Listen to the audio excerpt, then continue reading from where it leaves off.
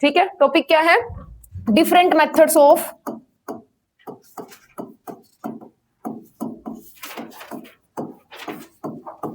Charging. क्या क्या basic veg हो सकते हैं कि हम किसी ऑब्जेक्ट को क्या कर सकते हैं? चार्ज। तो सबसे पहला मेथड इसके अंदर है भाई चार्जिंग बाय रबिंग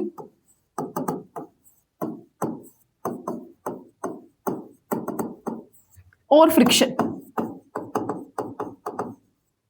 सबसे आसान मेथड है जिससे हम क्या कर सकते हैं? किसी ऑब्जेक्ट को चार्ज कर सकते हैं। और हमारे डे टू डे लाइफ के अंदर बहुत देखने को मिलता है, खासकर विंटर सीजन के अंदर हमें बहुत ये इफेक्ट जो है देखने को मिलता है। कैसे कि जब तुम अपना वुलन स्वेटर उतारते हो तो जो चट चट वाली आवाज आती है, कई बार उसमें से चिंगारियां सी भी उठती हुई दिखती हैं, वो किस वजह से है? वो चार्जिंग की वजह से है। आपका जो वुलन स्वेटर है किसी न किसी चीज के साथ रब हुआ होगा, जिसकी वजह से वहां पे क्या आ गया है? चार्ज आ गया, और वो चार्ज उसकी वजह से आपको ये आवाज सुनाई देती है, वो चिपका चिपका सा फील होता है।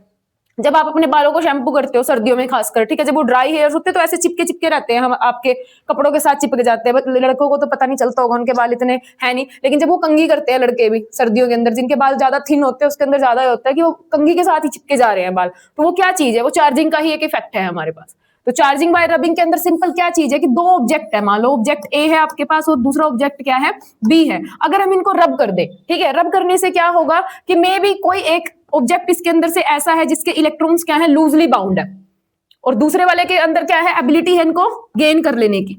तो यहां से इलेक्ट्रॉन निकल के चले जाएंगे और इसने इलेक्ट्रॉन को क्या कर लिया? गेन कर लिया। जहां से इलेक्ट्रॉन निकले हैं उसके ऊपर कौन सा चार्ज आ जाएगा भाई? पॉजिटिव चार्ज आ जाएगा। उसके ऊपर कौन सा चार्ज आ जाएगा?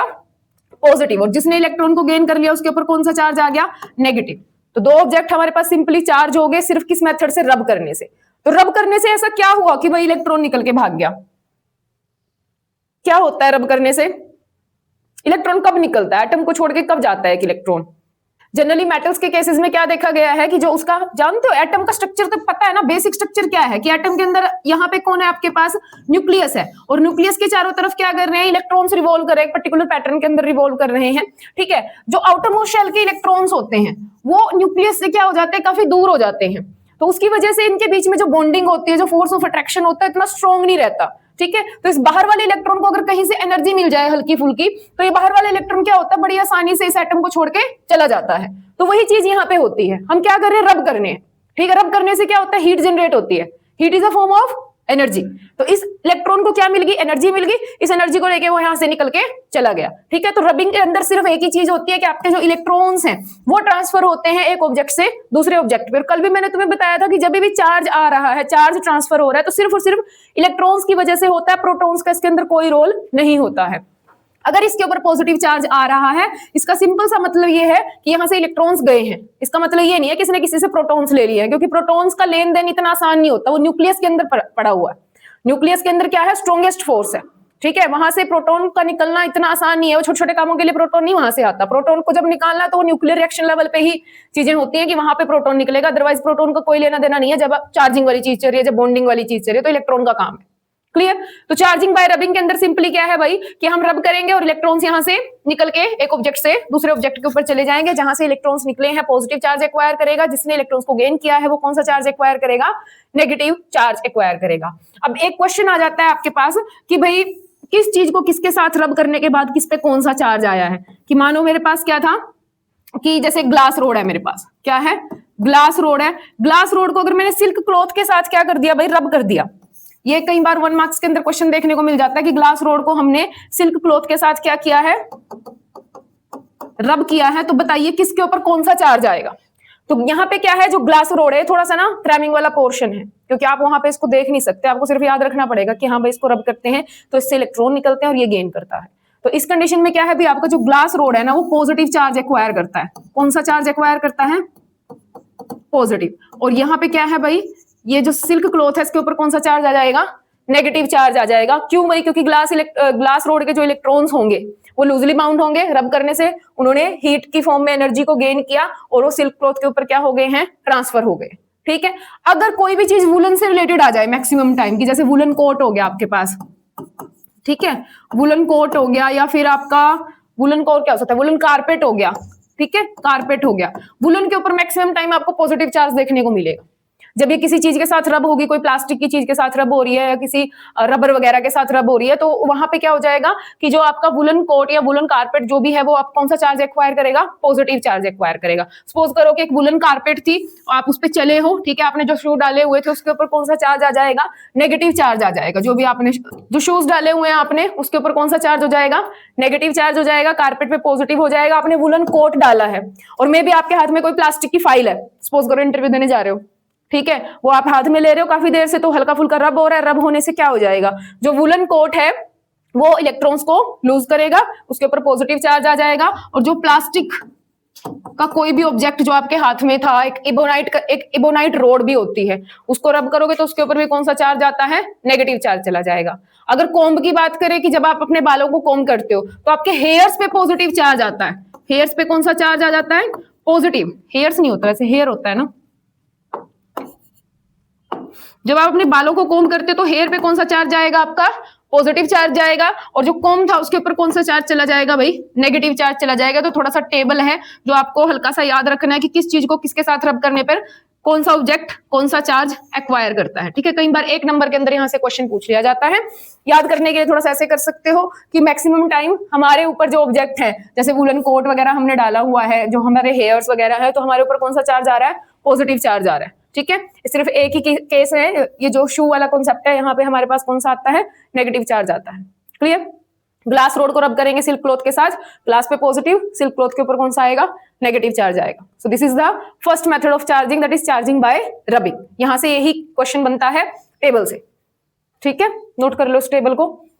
सिंपल इसमें लिख सकते हो कि चार्जिंग बाय रबिंग के अंदर कि one material lose the electron and another material gains the electron on rubbing. This is the process. क्या हो रहा है, one material lose the electrons and other material gains the electrons. Done. Second method क्या है भाई, second method है आपके पास charging by, yes, charging by conduction या फिर कॉन्टैक्ट लिख सकते हो।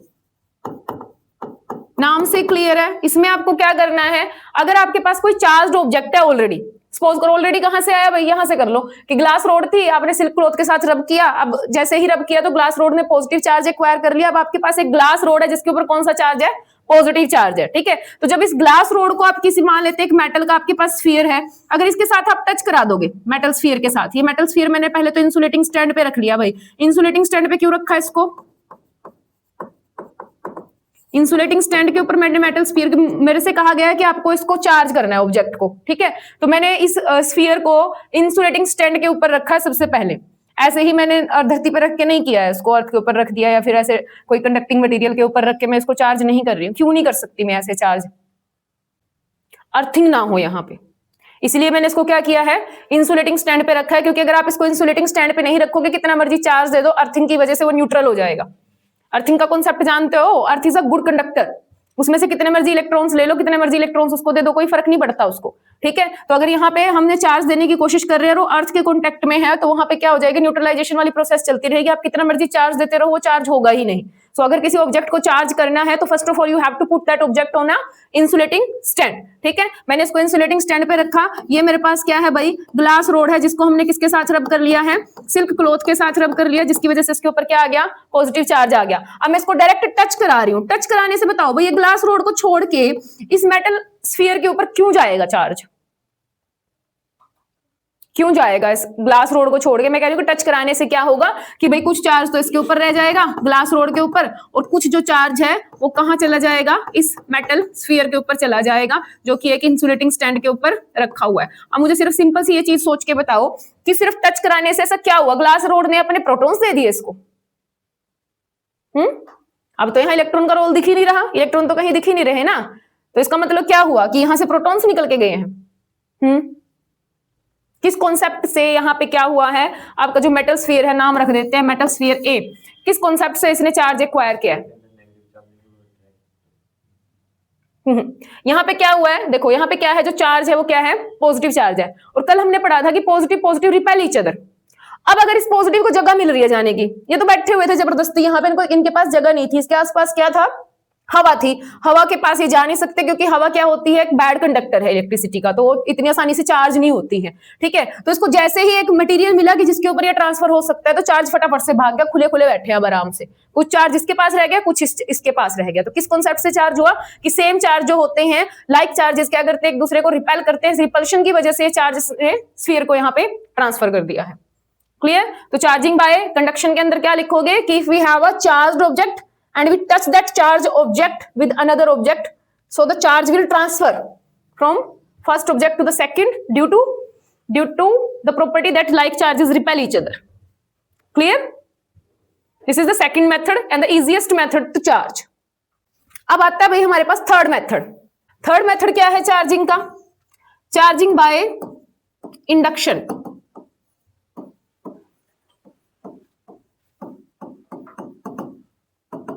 ये एक किस्म से जादू है भाई, हम यहाँ पे ऑब्जेक्ट को टच भी नहीं करेंगे और फिर भी इसको चार्ज कर देंगे, ठीक है। कैसे? मान लो वही मेरे पास ग्लास रोड है जिसके ऊपर पॉजिटिव चार्ज आ चुका है, किसकी वजह से आया, सिल्क क्लॉथ के साथ रब करने वाले मेथड से हमने इसको चार्ज कर दिया है। अब मेरे पास एक मेटल स्फीयर है और कंडीशन ये है कि मुझे इसको टच भी नहीं कराना और मुझे इसको क्या करना है, चार्ज भी करना है। तो मेटल स्फीयर है, नाम रख दिया ए, इंसुलेटिंग स्टैंड पे रखा है, फर्स्ट ऑफ ऑल इस चीज का ध्यान रखना है, ठीक है, अदरवाइज ये चार्ज नहीं होगा। अब क्या होगा भाई, क्योंकि ये मेटल स्फीयर है, क्या है ये, मेटल स्फीयर है, और मेटल्स के अंदर अभी भी मैंने तुम्हें बताया था कि उसके जो आउटर मोस्ट शेल के इलेक्ट्रॉन्स होते हैं ऑलमोस्ट फ्री होते हैं, ठीक है। उनको हल्का सा कुछ दिखेगा तो वो खिसक लेते हैं, उनको कुछ मिल रहा है कि हाँ भाई हमें न्यूक्लियस से ज्यादा कोई अट्रैक्ट करने वाला मिल रहा है, तो वो उसकी तरफ चले जाएंगे। तो यहाँ पे यही चीज हो रही है, पॉजिटिव चार्ज आया, इसके अंदर जो इलेक्ट्रॉन्स होंगे उनको क्या दिखा, इधर पॉजिटिव दिखा, तो सारे इलेक्ट्रॉन्स जो आउटर मोस्ट शेल के इलेक्ट्रॉन जो फ्री हैं लगभग, वो एक तरफ इकट्ठा हो जाएंगे, ठीक है।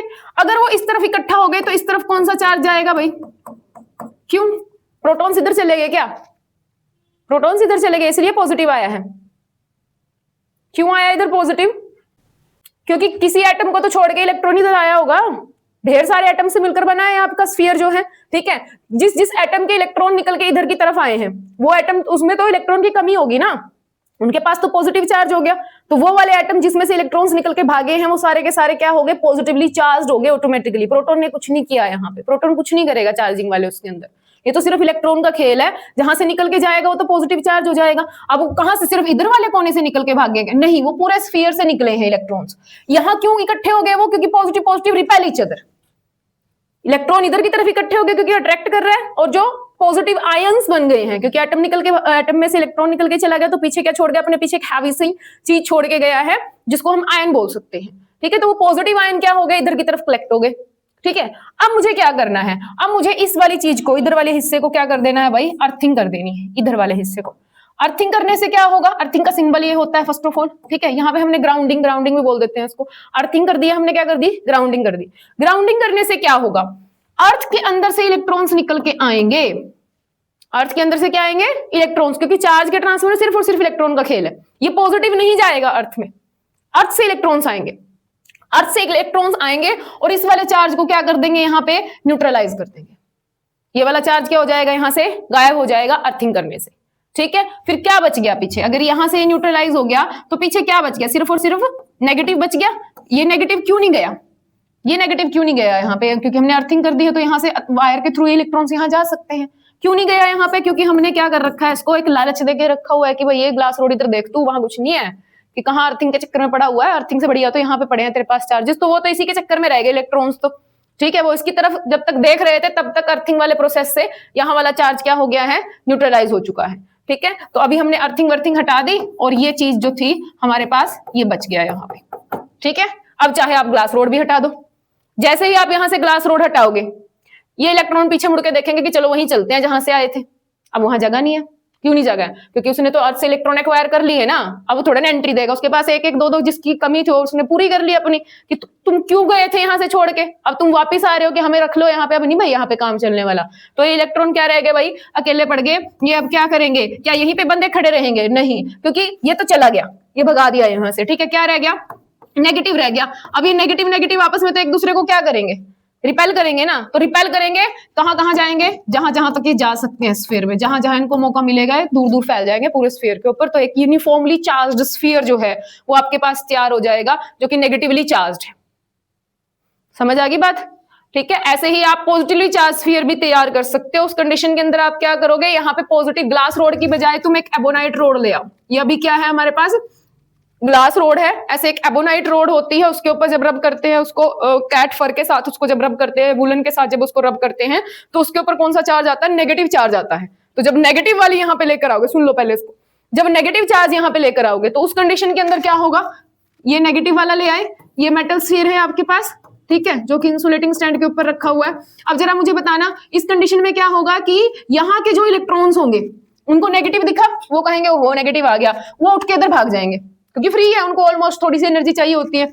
तो ये इलेक्ट्रॉन इधर वाली साइड इकट्ठे हो जाएंगे और जो यहाँ जहां से इलेक्ट्रॉन निकल के गए, जो पॉजिटिव आयंस बन गए, वो यहाँ बैठे हुए। ठीक है, फिर से अर्थिंग वाली प्रोसेस करनी है। अर्थिंग करोगे, यहाँ पे क्या हो जाएगा, अब ये इलेक्ट्रॉन्स जाएंगे अर्थ में, नेगेटिव चार्ज है ना, इलेक्ट्रॉन्स तो पड़े हैं यहाँ पे, तो ये इलेक्ट्रॉन्स क्या करेंगे, अर्थ में चले जाएंगे। ठीक है, तो यहां से क्या हो जाएगा, जब हम अर्थिंग हटा देंगे तो सिर्फ पॉजिटिव चार्ज बच जाएगा, और जब हम यहां से रोड भी हटा देंगे वो पॉजिटिव चार्ज यूनिफॉर्मली क्या हो जाएगा, डिस्ट्रीब्यूट हो जाएगा। तो इस तरीके से आप चाहो तो पॉजिटिव चार्ज स्फीयर प्रिपेयर कर सकते हो, चाहो तो आप नेगेटिव चार्ज स्फीयर प्रिपेयर कर सकते हो। समझ में आ गई बात? इसमें सिर्फ डायग्राम से ही समझ आ जाएगा, इसमें कुछ लिखवाने वाला ऐसा कुछ है नहीं। फर्स्ट स्टेप के अंदर ग्लास रोड लेकर आओ, मेटल स्फीयर बनाओ, इधर पॉजिटिव इधर नेगेटिव बनाओ, अर्थिंग सेकंड स्टेप में दिखा देना कि अर्थिंग करी तो ये न्यूट्रलाइज हो गया यहां से, और थर्ड के अंदर यहां से अर्थिंग हटा दी, फिर ग्लास रोड भी हटा दी। अब ये क्या था, ये हमने एक एक स्फीयर, एक टाइम पे एक ही स्फीयर को क्या किया है, हमने चार्ज किया है। ऐसे ही हम क्या कर सकते हैं, एक टाइम पर हम एक से ज्यादा स्फीयर्स को भी चार्ज कर सकते हैं। सपोज करो मुझे 2 स्फीयर्स एक साथ चार्ज करने हैं, तो उस कंडीशन बना लिया है। अगर मुझे 2 स्फीयर एक साथ चार्ज करने हैं तो उस कंडीशन के अंदर हम क्या करेंगे भाई, देखो जो 2 स्फीयर हैं जिनको मुझे चार्ज करना है, स्फीयर ए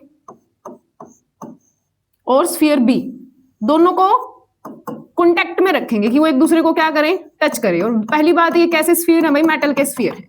ठीक है, मानो मेरे पास ग्लास रोड है, मैं इसके पास लेकर आई हूं ग्लास रोड।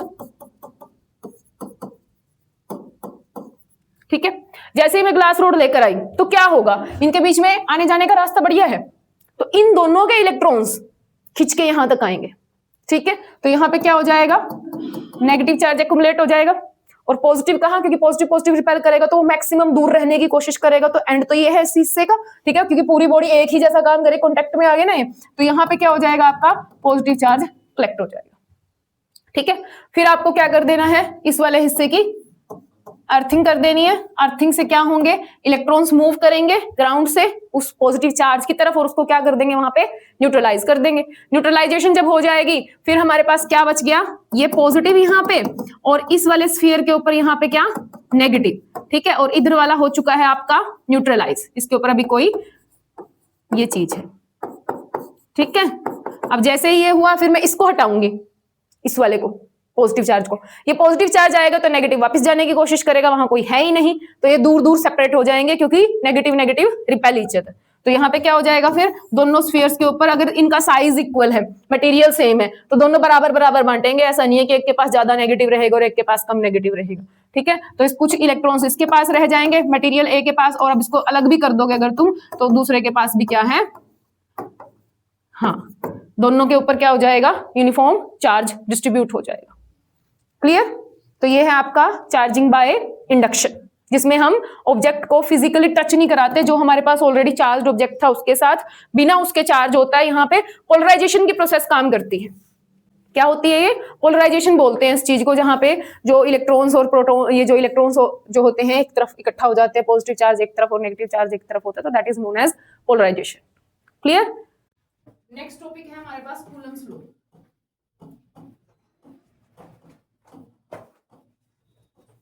नाम से क्लियर है भाई, ऑगस्टीन डे कूलम नाम के एक साइंटिस्ट हुए।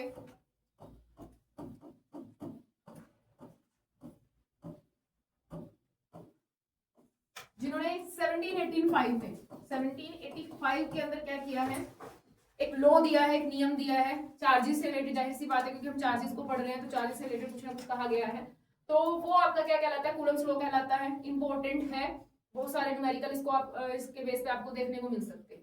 क्या कहते हैं कूलम, कि भाई अगर आपके पास दो चार्जेस है Q1 and Q2, the force of interaction, forces के बारे में बात करी भाई उन्होंने, इनके बीच में जो फोर्स होगा, क्योंकि दो चार्ज या तो एक दूसरे को अट्रैक्ट करेंगे, एक दूसरे को क्या करेंगे, रिपेल करेंगे, डिपेंडिंग अपॉन देयर पोलैरिटी की whether they are like charges और अनलाइक चार्जेस।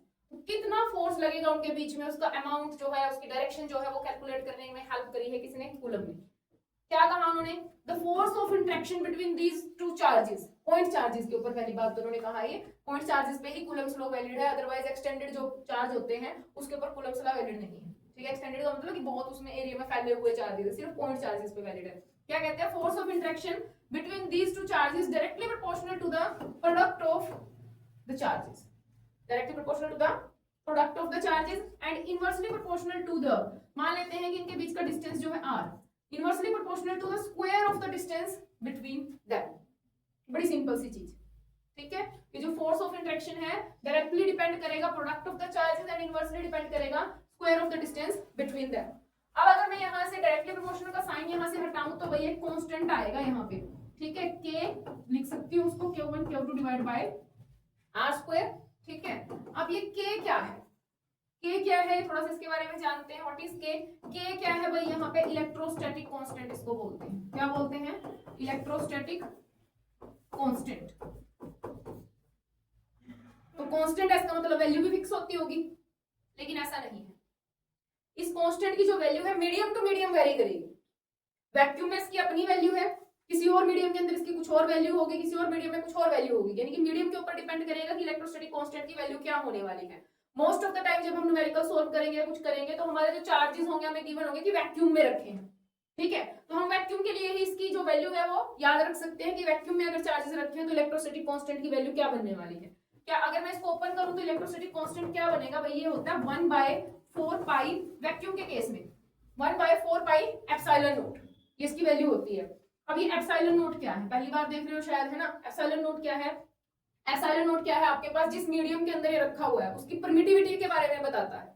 इन डिटेल हम थोड़ा सा बाद में डिस्कस करेंगे इसको, अभी के लिए जस्ट इसकी वैल्यू नोट करेंगे और फिर देखेंगे कि वैक्यूम में जो इलेक्ट्रोस्टैटिक कांस्टेंट k है, चाहे तो तुम k लिख दो चाहे 1/4 पाई एप्सिलॉन नोट लिख दो, एक ही बात है। इसकी वैल्यू क्या बनेगी, तो वैल्यू क्या बनेगी 3.14 और एप्सिलॉन नोट यानी कि जो परमिटिविटी है वैक्यूम की उसकी वैल्यू होती है 8.85 into 10 to the power -12। ठीक है, जब इस पूरे को तुम सोल्व करोगे तो इसका आंसर क्या आएगा तुम्हारे पास 9 into 10 to the power 9। Magnitude की बात कर रही हूँ, इसकी यूनिट भी होगी, वो भी हम देखेंगे कि क्या बनेगी यूनिट और कैसे।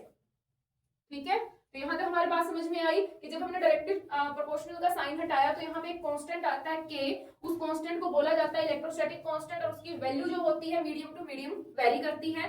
वैक्यूम के केस में, वैक्यूम के केस में इसकी वैल्यू है 9 into 10 to the power 9। ठीक है, यूनिट क्या बनेगी इसकी भाई, यूनिट कैसे निकालूं मैं, इसी वाली इक्वेशन से निकाल लो यूनिट। k की वैल्यू क्या बनेगी यहाँ से, अगर मुझे k यहाँ से फाइंड आउट करना हो तो क्या बन रहा है, force into r square divided by Q1 Q2।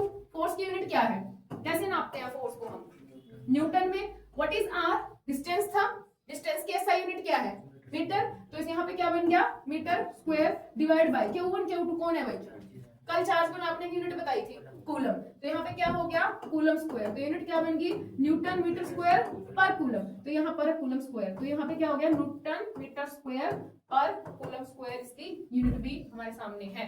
याद रहती है तो याद कर लो, अदरवाइज 1 सेकंड नहीं लगना इक्वेशन से यूनिट निकालने में, क्योंकि ये बेसिक है। फोर्सेस वगैरह, फोर्स का, चार्ज का और इसका डिस्टेंस का हम यूनिट जानते हैं तो इसका बड़ी आसानी से निकाल सकते हैं। क्लियर। अब जो कूलम्स लॉ है, चाहे तो तुम शॉर्ट टर्म में याद रखना तो Q1 Q2 divide bye r square कर लो, चाहे तुम ऐसे याद रख लो कि F इज इक्वल टू कितना बनेगा भाई 1/4 pi epsilon not Q1 Q2 divide bye r square. Equation number क्या बन गई तुम्हारी 3 बन गई है, दैट इज कूलम्स लॉ। लेकिन अगर डिफाइन में पूछ ले कि डिफाइन कूलम्स लॉ तो क्या डिफाइन करोगे, लिखो it states that force of interaction between any two point charges is directly proportional to the product of the charges and inversely proportional to the square of the distance between them। उसके बाद थोड़ी consideration भी लिख देना कि let us consider we have 2 point charges Q1 Q2 separated by the distance r। ये diagram बना लो जिसमें दो चार्जेस हैं उनको क्या किया गया है, सेपरेट किया गया है, Q1 Q2 separated by the distance r। ठीक है, कंसीडरेशन जरूर लिखनी है क्योंकि लिखेंगे तो तभी पता चलेगा कि बच्चे ने क्या कर रखा है। तो ये आपके पास क्या है भाई, yes that is Coulomb's law, जहां पे सिर्फ हमने क्या जाना है, मैग्नीट्यूड जाना है, जो फोर्स ऑफ इंटरेक्शन है बिटवीन टू चार्जेस उनके बीच का, कि कितने अमाउंट में फोर्स लगेगा, बट किस डायरेक्शन में फोर्स लगेगा वो तो हमने बात करी नहीं, because force is a vector quantity, उसका मैग्नीट्यूड भी होता है, उसकी क्या होती है, डायरेक्शन भी होती है, तो हमें डायरेक्शन भी साथ में प्रॉपर आंसर देना है कि फोर्स का अमाउंट और डायरेक्शन दोनों बतानी पड़ेगी ना हमें, क्योंकि वेक्टर क्वांटिटी होता है। तो उसके लिए हम इसको नया हेडिंग डाल सकते हैं कि Coulomb's law in vector form. कई बार क्वेश्चन आता है सिर्फ कि डिफाइन कूलम्स लॉ, तो वहां पे आपका ये वाला काम चल जाएगा, कोई ऐसा दिक्कत वाली बात नहीं है। लेकिन अगर आ गया कि define Coulomb's law in vector form, तो वेक्टर फॉर्म में पूछा तो तुम्हें डायरेक्शन के साथ इसको मेंशन करना पड़ेगा। यहाँ पे तुम्हारा +1 का पूरा वेक्टर वाला कॉन्सेप्ट काम आएगा भाई, वेक्टर पढ़ा है ना +1 में, तो जब हम इसको वेक्टर फॉर्म में डील करेंगे तो वहां पे वो चीजें काम आने वाली हैं। हेडिंग डालते हैं Coulomb's law in vector form.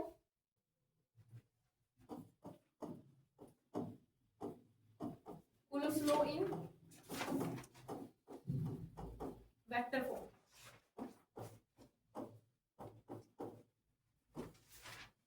Consider we have 2 point charges, say Q1 Q2, this is origin O, origin से Q1 की जो पोजीशन बताएगा तो उसका पोजीशन वेक्टर बन जाएगा वेक्टर R1। पोजीशन वेक्टर और डिस्प्लेसमेंट वेक्टर हमने +1 में सीखे हैं, ठीक है। तो ओरिजिन से जो पोजीशन बता रहा है वो क्या बन गया, पोजीशन वेक्टर बन गया फॉर Q1, और इसकी जो पोजीशन बताएगा वो क्या बन गया, इसका पोजीशन वेक्टर R2, इसका पोजीशन वेक्टर R1, इसका R2। दोनों के बीच में जो सेपरेशन होगी, जो डिस्प्लेसमेंट होगी, उसको हम क्या बोलेंगे, डिस्प्लेसमेंट वेक्टर बोलेंगे। जब आप Q1 से Q2 जाने की बात करोगे तो displacement vector will be represented by R12। जब आप 2 से 1 की तरफ जाओगे तो displacement vector will be represented by R21। ठीक है, पॉइंट A बोल देते हैं जहां पे Q1 रखा है, पॉइंट B बोल देते हैं जहां पे क्या रखा है, चार्ज Q2 रखा हुआ है। ठीक है, ये कोऑर्डिनेट्स है आपके X एंड Y। अब जो चार्ज Q1 है, सपोज करो कि दोनों की पोलैरिटी सेम है अभी के लिए। मोस्ट ऑफ द टाइम जब भी हम यहाँ पे डेरिवेशन स्टार्ट करेंगे उसमें मैं तुम्हें बताऊं या ना बताऊं, हम ना पॉजिटिव चार्ज को समझो कि पॉजिटिव चार्ज के साथ डेरिवेशन स्टार्ट कर रहे हैं कि दोनों चार्जेस क्या है, यहाँ पे पॉजिटिव है, इनकी पोलैरिटी प्लस में है।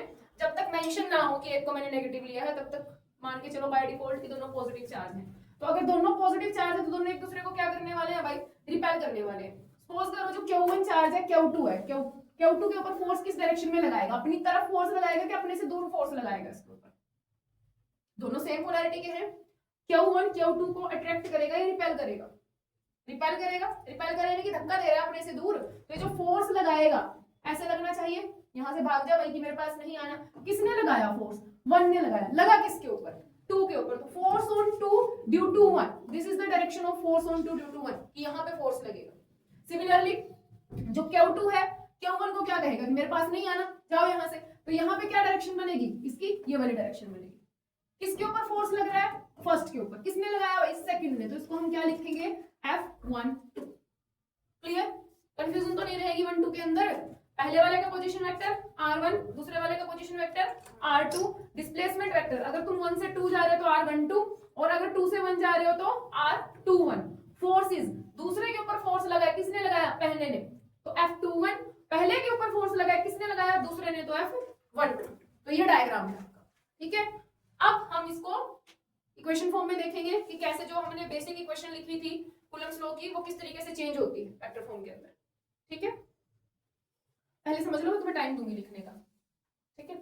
तो पहला क्या था भाई, कूलम का बेसिक लॉ जो हमारे पास था, अगर मैं उसके अकॉर्डिंग लिखूं, फोर्स ऑन मैं 1 पे निकालूं 2 पे निकालूं, बताओ किस पे देखें, 1 पे, force on 1 due to 2, vector लगा दिया इसके सर पे, ठीक है, इज इक्वल टू क्या बनेगा, K Q1 Q2 divide bye R square, simple लिख रही हूं अभी मैं, R स्क्वायर।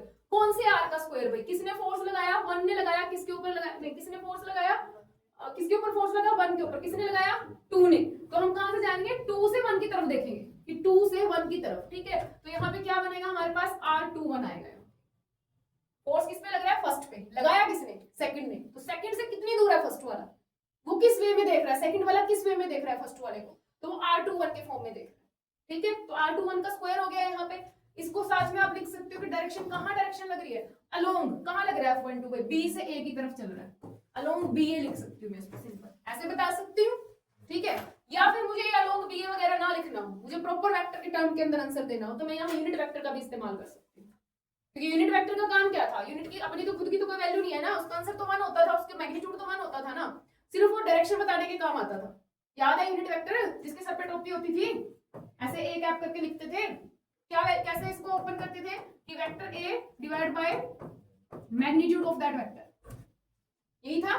तो मैं इसको कैसे फॉर्म में लिख सकती हूँ दोबारा, F12 इज इक्वल टू के Q1 Q2 divide bye R21 का मैग्नीट्यूड का स्क्वायर ऑलरेडी चल रहा है यहाँ पे, ठीक है। इस डायरेक्शन को, यहाँ पे इस डायरेक्शन को मेंशन करने के लिए कहाँ जा रहे हैं भाई हम, बी से ए की तरफ। बी से ए कौन सा आ रहा है, R21, बी से ए कौन सा आ रहा है R21, तो यहाँ पे R कैप 21 भी लिख सकती हूँ, R कैप क्या लिख सकती हूँ 21। इक्वेशन नंबर 1 बना लो, दिस इज इक्वेशन नंबर 2।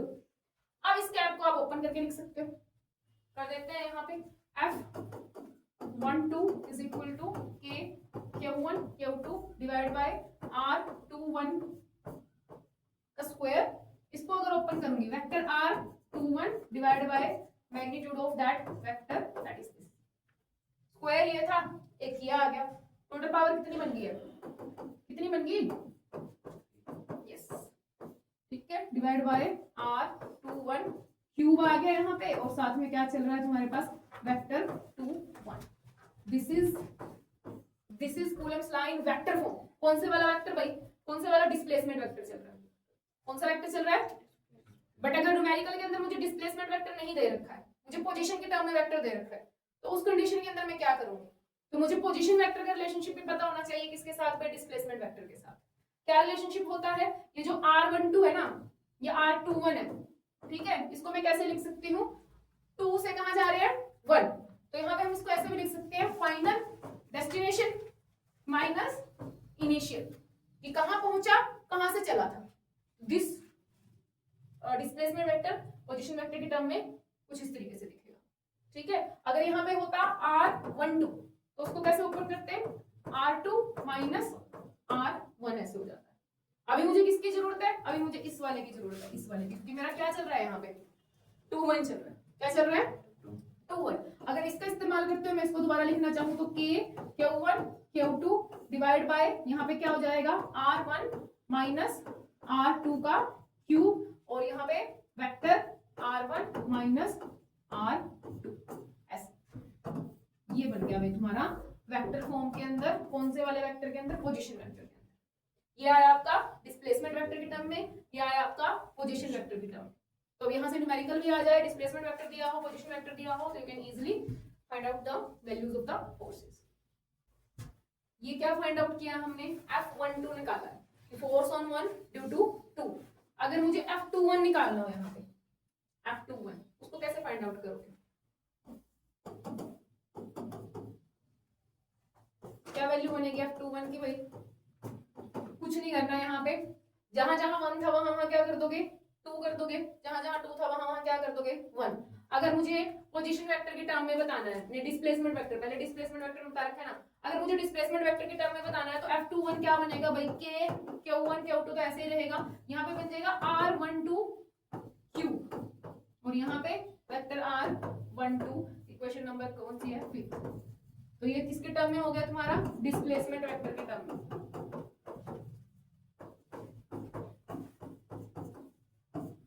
अगर मुझे बताना हो पोजीशन वेक्टर के टर्म में, तो ऑलरेडी मैं बता चुकी थी कि तुम्हें R12 को कैसे ओपन करना है, ये लिखा पड़ा है यहाँ पे। तो ये हो जाएगा के Q1 Q2 divide by R2 minus R1 cube, और vector R2 minus vector R1, that is equation number 6। कौन सी टर्म में है ये, पोजीशन वेक्टर की टर्म, ठीक है। ये आपका पोजीशन वेक्टर की टर्म के अंदर जो फोर्स है 1 2 2 1 वो चीज, ठीक है। वैसे थोड़ा सा क्रैमिंग वाला पोर्शन भी इसके अंदर आ सकता है, अगर कॉन्सेप्ट को याद रख पाओ तो बड़ी अच्छी बात है, अगर नहीं याद रहता भाई मजबूरी में करना पड़ जाए तो सिंपल सी बात है।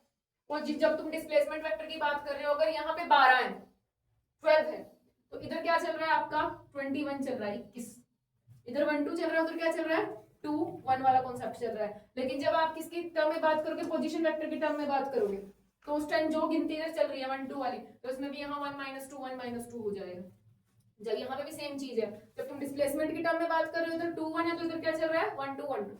ठीक है, जब आप किसकी बात कर रहे हो, पोजीशन की बात कर रहे हो, तो इधर 2 1 है, इधर भी 2 - 1 2 - 1 हो जाएगा। ठीक है, याद रख लेना इस चीज को। चलो अब एक न्यूमेरिकल करके दिखाओ मुझे, अगर तुम्हें समझ आ गई ये बात तो। पहले मैं थोड़ा सा हिंट तुम्हें दे दूंगी, जो पोजीशन वेक्टर होते हैं ना, हमने +1 क्लास में भी पढ़े थे। इन द कोऑर्डिनेट्स फॉर्म के अंदर हम इसको कैसे लिखते हैं कि जो वेक्टर r होता है हम इसको ऐसे भी लिख सकते हैं, x i cap y j cap plus z k cap. Position vector तुम्हें इस टर्म में देखने को मिल सकते हैं। तो अभी न्यूमेरिकल क्या है, स्टेटमेंट नोट करो।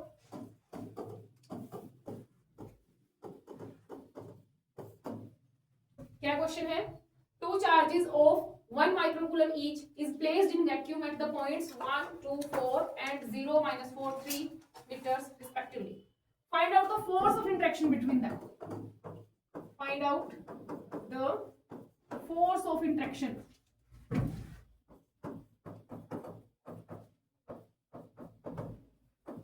between them. अब तुम्हारी मर्जी है, चाहे तो तुम 1 2 निकाल दो, चाहे तुम 2 1 निकाल दो। मैग्नीट्यूड दोनों का सेम रहता है। मैग्नीट्यूड क्या रहता है, सेम रहता है। मैं शायद बताना भूल गई तुम्हें यहाँ पे कि जो मैग्नी, यहाँ पे देखो किस चीज का फर्क पड़ रहा है, सिर्फ यहाँ पे ये वाला अमाउंट जो था k q1 q2, यहाँ पे देखो ये वाला, यहाँ पे k q1 q2 क्या है, सेम है। यहाँ पे क्या है r21 r21 और यहाँ पे क्या है 1 2 1 2। सिर्फ इसी चीज का तो फर्क है, इतने वाला हिस्सा ही तो चेंज है। और अगर मैं डायग्राम के अंदर देखूं, यहाँ पे डायग्राम में जो r2 की वैल्यू है, r21 की वैल्यू वही तो r12 की वैल्यू है। अमाउंट तो सेम है, सिर्फ डायरेक्शन ही तो चेंज है यहाँ पे।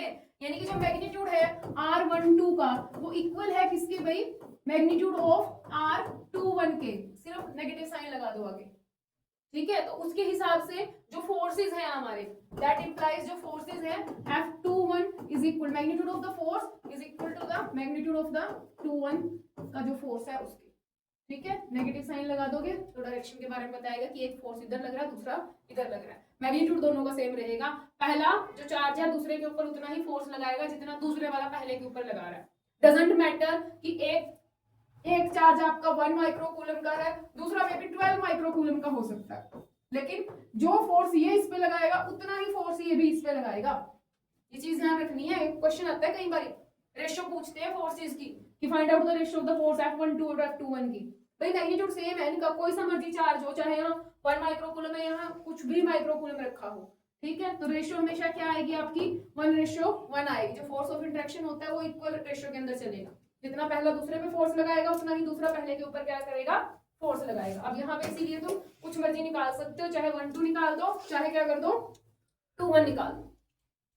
करो, क्या क्या गिवन है तुम्हें,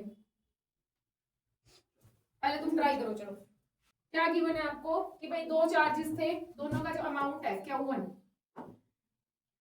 कितना है 1 माइक्रोकूलम, Q2 कितना है वो भी 1 माइक्रोकूलम है। माइक्रोकूलम को ओपन कैसे करोगे, 1 × 10⁻⁴ क्या हो जाएगा -6 कूलम करके लिख सकते हो इसको। ठीक है, यहाँ पे भी इसको ऐसे ही ओपन कर लोगे। फोर्स निकालना है, कौन सा फोर्स निकालना है भाई, F12 निकालो चाहे F21 निकालो। क्या अमाउंट था और क्या गिवन है मुझे, क्या मुझे डिस्प्लेसमेंट वेक्टर गिवन था, क्या मुझे पोजीशन वेक्टर गिवन था, मुझे पॉइंट्स गिवन थे ना। तो वो कोऑर्डिनेट फॉर्म के अंदर मुझे क्या दे रखा था, पोजीशन वेक्टर दे रखा था। पहले के क्या कोऑर्डिनेट्स थे बोलना जरा, 1 2 4 और दूसरे वाला क्या था 0 -4 और 3। तो ये फर्स्ट वाले का पोजीशन वेक्टर मैं यहाँ से निकाल सकती हूँ। वेक्टर r1 x की वैल्यू कितनी दे रखी है 1 i कैप, दूसरा क्या हो जाएगा 2 j कैप और यहाँ पे 4 k कैप। ऐसे ही मैं यहाँ से r2 की वैल्यू बना सकती हूँ, that is 0 i cap -4 j cap plus 3 क्या हो गया यहाँ पे k कैप हो गया। क्लियर। अब जो पोजीशन वेक्टर के टर्म के अंदर जो रिजल्ट हमने निकाला था वो क्या था हमारे पास, k q1 q2 divide bye यहाँ पे क्या था वेक्टर 1 r1 माइनस r2 का क्यूब चल रहा था और यहाँ पे वेक्टर r1 माइनस क्या था वेक्टर r2 सिंपल फॉर्म के अंदर लिखा हुआ था। यही था पोजीशन वेक्टर के टर्म में, तो है ना। पोजीशन वेक्टर मेरे सामने है, अब मुझे क्या करना है, सिंपली सब्ट्रैक्ट करना है। सब्ट्रैक्ट कैसे होगा, i वाले में से माइनस करो, j वाले में से करो, k वाले में से करो। तो यहाँ पे मेरे पास vector r1 minus vector r2 जो है अगर मुझे निकालना हो तो कितना आ जाएगा भाई, 1 में से 2 माइनस करूंगी तो 1 i कैप बना। ठीक है, प्लस यहाँ पे क्या हो गया 2 माइनस माइनस प्लस हो गया, कितना हो जाएगा 6 j कैप हो जाएगा प्लस यहाँ पे 1 k कैप हो जाएगा। क्लियर? वैल्यू मिल गई इसकी, किसकी वैल्यू मिली है? इस वाली चीज की वैल्यू मिली है, जो नीचे लिखा है इसकी वैल्यू नहीं आई अभी। ये क्या है? ये क्या है? मैग्नीट्यूड है। ये क्या है? मैग्नीट्यूड का क्यूब है। तो मैग्नीट्यूड कैसे निकालते थे? मैग्नीट्यूड याद है कैसे निकालते थे? R1 माइनस R2 का मुझे क्या चाहिए यहाँ पे? मैग्नीट्यूड चाहिए। मैग्नीट्यूड कैसे निकालते थे? इन रूट आई के सामने जो वैल्यू लिखी है उसका स्क्वायर प्लस जे वाले का स्क्वायर प्लस के का स्क्वायर। तो यहाँ से 1 square plus 6 square plus 1 square कितना बन गया? कितना बन गया? रूट 1 प्लस 36 प्लस 1 कितना आ गया भाई? रूट 38। बस वैल्यूज तुम्हारे सामने रख दो उठा के यहाँ पे। तो f12 की वैल्यू 4 on 1 2 2 वैल्यू कितनी आ जाएगी भाई? k की वैल्यू कितनी बताई थी? 9 × 10 to the power 9 into Q1 Q2 दोनों सेम है। ये है उसकी वैल्यू 1 × 10 टू द पावर -6 का क्या हो जाएगा? Square. Clear? Divided by what? Magnitude root 38 का क्यूब यहाँ पे। और साथ में क्या लिखना है? ये वाली वैल्यू, ये 1 i cap plus 6 j cap plus 1 k cap, ये वैल्यू। ठीक है, क्योंकि वेक्टर है ये भी, तो वेक्टर फॉर्म में तो आंसर आएगा, i j k की टर्म में आंसर आएगा इसका। तो अगर तुम चाहो तो इसको फर्दर सोल्व कर सकते हो। ठीक है, चाहो क्या करना ही पड़ेगा, अदरवाइज मेरे ख्याल से आधा नंबर जाता है यहाँ से। तो इसको फर्दर सोल्व कर सकते हो, तो तुम्हारा आंसर तुम्हारे सामने होगा ये चीज। ठीक है, आज की क्लास में इतना ही करेंगे। नेक्स्ट टॉपिक हम कल की क्लास में डिस्कस करेंगे। घर जाके न्यूमेरिकल देख लेना, इस टाइप के और भी मिलेंगे। ठीक है, कूलम्स लॉ आना चाहिए, उसे न्यूमेरिकल एक दो ट्राई करो। अगर तुम फ्री माइंड में हो, बहुत अच्छी चीजें सीख सकते हो, याद भी रहता है इस टाइप का सीखा हुआ। पेपर टाइम में जो सीखा हुआ पेपरों तक याद रहेगा, फिर नहीं याद रहेगा।